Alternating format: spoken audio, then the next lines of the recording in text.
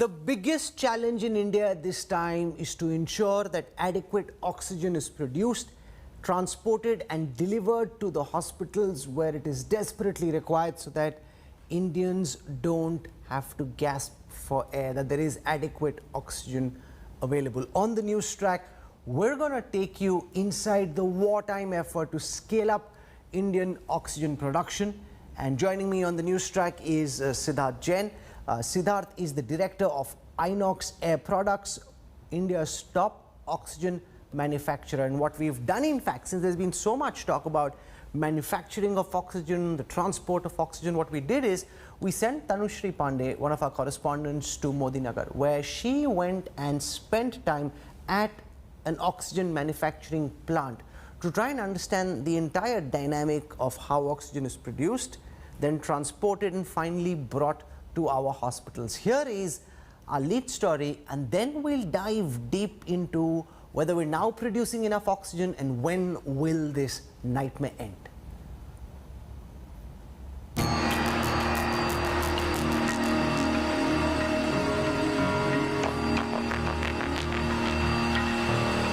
Working flat out, ramping up production as fast as possible. This in the middle of a suffocating surge. The largest manufacturer of industrial and medical gases in India, Inox Air Products is boosting capacity to fill paralyzing shortage of oxygen. Vineet Tyagi is managing this huge plant in Uttar Pradesh's Modinagar, catering to northern India. His own sister is under intensive care at a Delhi hospital. But Tyagi is staying at this unit 24/7 to keep it running. That's my moral responsibility, ma'am. And it's the responsibility that citizen have towards his nation basically first. See, families are meant because of the nation. If I can't serve my nation, then where my family will survive? Yes, she is fighting, and I know that my sister is a fighter. She will definitely come out of that situation. But lots of other families are also under crisis. I can't let them down because my family is in a panic situation this time. So for all those families, I am working here, and I am working till my patients will allow me to do and help them. Before COVID struck, India produced 7,200 tons of oxygen a day, of which only 15% was used for medical purposes. Now, the total capacity has been increased to 9,200 tons by converting industrial oxygen into medical oxygen. Point-to-point express trains, Air Force jets and additional tankers are scrambling to fill critical gaps in the supply chain. The goal being sending the life-saving gas to the last mile in time. Manpower and morale of workers are vital, especially when the pandemic is spreading like a firestorm. There has to be some system lags are there. Otherwise, the situation can't be so much sarcastic this as it is now. We have to be controlling very much earlier than this type of situations will arise in this scenario. Previously, my responsibility to maintain the production of the plant up to the level of the design limit. पर आज मेरी primary responsibility थोड़ा differ हो गई है in this Covid scene. अब मेरी primary responsibility है मेरी टीम को मोटिवेट रखना, because they are my gems and without them we are nothing. Transporting liquid oxygen in the face of the current wave of devastation, Pankaj Singh has not seen his family for the last 1 month. All he has been doing is moving the tankers to overrun hospitals, getting oxygen to where it is needed the most. परिवार में हमारे माताजी, पिताजी, मेरी wife, मेरे बच्चा, एक मेरा ब्रदर है और मेरी ब्रदर की कहाँ रहते हैं? हम रोहिणी. आप मिल नहीं पाए उनसे? कितने दिनों से नहीं मिल पाए? पूरा ऑलमोस्ट 25 दिन हो चुके हैं. मैंने उनकी शक्ल भी नहीं देखी. एक जगह उधर हॉस्पिटल्स, मेरे घर के पास में कई हॉस्पिटल्स हैं, तब भी मेरा जाने का वहाँ समय मैं इसलिए नहीं निकालता क्योंकि अगर मैं उधर घर से मिलने जाऊँगा तो क्या पता कोई और अपने घर वालों से ना मिल पाए. ऑलमोस्ट सब हॉस्पिटलों में ऐसा हो रहा है कि हम बिल्कुल at the time of movement पे पहुँचते हैं कि जब ऑक्सीजन ख़त्म होने वाली होती है. और भगवान की दुआ से ऐसा अभी तक नहीं हुआ कि कहीं मैं ऐसा लेट पूछा हूँ कि कुछ ऐसी दुर्घटना हुई हो। इसी दुआ से भगवान ने अभी तक बचा के रखा है, इस काबिल हमें बनाया है कि ये काम हम कर रहे हैं। From workers making liquid oxygen to drivers transporting it, every person at Inox Air Products is working 24/7 to ensure no one loses their life due to shortage of oxygen. Now, the success of oxygen therapy in the COVID treatment means there will be sustained demand for liquid medical oxygen in the months to come. And one of the biggest producers of medical oxygen is confident of meeting that demand, provided the center and the states work in tandem. With camera person Nasir Khan in Modinagar in UP, I'm Tanushree Pandey for India Today. The unfortunate situation about the oxygen supply chain has been that we have enough oxygen being produced, but yet we have patients gasping for air. Joining us now is Siddharth Jain. He's the director of Inox, India's largest oxygen manufacturer. Not just does he run his company, he has a good understanding of what's happening in the oxygen manufacturing sector. Siddharth, welcome. I want to start by asking you about whether you are confident at this moment that the oxygen production capacity has been ramped up enough. Give us specific figures to ensure that every single person in this country who needs oxygen will have that oxygen available when he needs it. How soon do you think we'll be there? How much ground have we covered? How much more ground needs to be covered, Siddharth? Thank you, Rahul. Certainly, the big question in everybody's mind nowadays is about the availability of oxygen at the right place at the right time. So I must place some facts before your viewers that, as mentioned in your video that you just played, that only about 15% of the oxygen that was produced in the past was used in the hospitals. That was only about 700 tons per day during the pre-COVID times. Currently, that 700 tons per day has gone up to just over 7,000 tons a day, whereas India's manufacturing capacity has also increased from 7,200 tons a day to about 9,200 tons a day. This increase of 2,000 tons a day has happened just in the past 1 month, from the first week of April till now. All the oxygen manufacturers across the country have done their utmost. They've used many technological innovations and have tried their level best by investing a lot of capital to increase this manufacturing capacity. We hope that the problem, as we all understand, is getting the oxygen from the point of manufacturing to the point of consumption. Rahul, manufacturing oxygen is easy, but delivering the oxygen to the patient is hard. There are only 70 manufacturing locations across India, but as you're well aware that the demand for oxygen is all across the nation. So this is a huge supply chain challenge in front of us, and the government has taken all sorts of initiatives using the Air Force, the Navy, the rail, special corridors, dedicating or calling oxygen tankers as ambulances, and having police escorts in front of oxygen tankers. They've pretty much done everything possible to ensure that the turnaround of oxygen tankers improves. But Mr. Jain, despite the efforts that have been made, which indeed is the case, effort has been made, people are still gasping for air and struggling to get oxygen. Where is the gap? Why do we still have the gap between your claim that enough oxygen is being produced and the fact that in hospitals across the country you have situations where patients are literally gasping for air? There are hospitals sending out desperate SOSs because they don't have oxygen reaching them on time. Why is that still happening?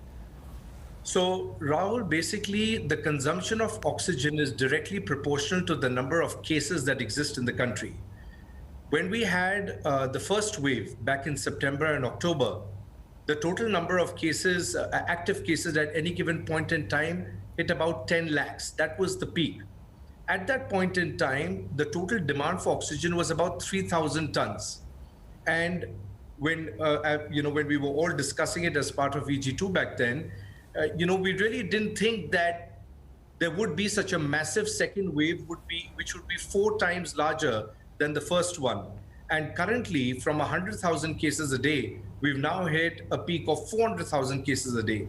So you can imagine that the demand for oxygen has moved directly proportional to that. Now, it takes time to get the supply chain right. As I mentioned earlier, the oxygen molecules exist in India. It's getting it to the point of consumption in the right time, which is a huge challenge. So the largest quantity of oxygen that is available in excess currently on surplus is in Eastern India, whereas the least number of cases are in those states, primarily Jharkhand and Orissa. So you have to move this product from Jharkhand and Orissa about 1,500 kilometers to the point of use, which is in North India. Currently, less than 10% of India's oxygen is manufactured in the north, but a significant demand comes from there between UP and Delhi, Haryana. So just explain this to me. Why is it that several states have no oxygen manufacturing capabilities? Why is it that in the east, you've got so much excess manufacturing capacity? Because there are hospitals everywhere. So why is it that we're having to bring oxygen 1,500 kilometers rather than having oxygen manufacturing in every state? Siddharth.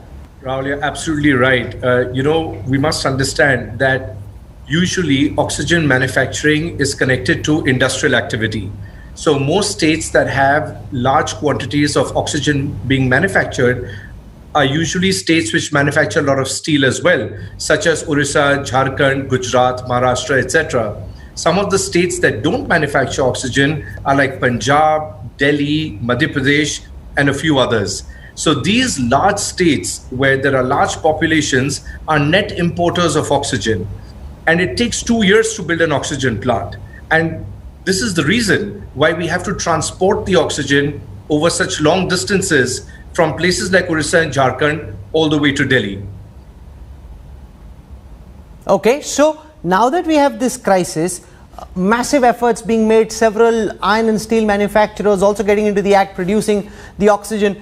At this moment, how confident are you as the largest producer of oxygen in the country that India's oxygen requirements are now being met, that we will have enough oxygen where we need that oxygen, and that there won't be more people gasping, choking, dying because we couldn't give them air on time? So Rahul, let me break this up into two parts. One is on the supply chain and the second is on the quantity.